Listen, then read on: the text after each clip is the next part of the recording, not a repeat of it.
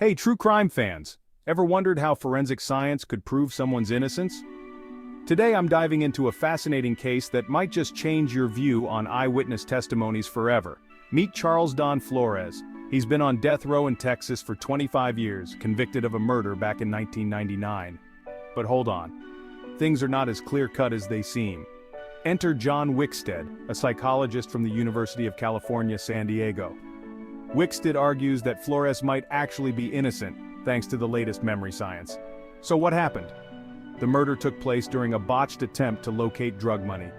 An eyewitness, a mom getting her kids ready for school, saw two white males with long hair get out of a Volkswagen Beetle and go into the house where the murder happened.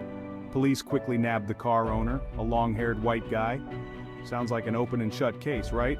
Not so fast. Memory is tricky. Wickstead emphasizes that the initial lineup, the very first memory test, can actually be reliable, and here's the kicker. The eyewitness initially rejected Flores's photo. According to Wickstead, this is a big deal and suggests Flores might be innocent. In 2013, Texas introduced a junk science law. This means courts can re-examine cases when new scientific evidence, like the latest memory research, warrants it. Wickstead has submitted hundreds of pages arguing for Flores's innocence based on this new science. But so far, Texas authorities are not convinced. Here's where it gets even more interesting. Wickstead and another researcher, Wells, analyzed 15 studies on eyewitness confidence. They found that confident eyewitnesses tend to be more accurate. Imagine that. A small tweak like understanding witness confidence could make a huge difference in justice. So, what's the takeaway here?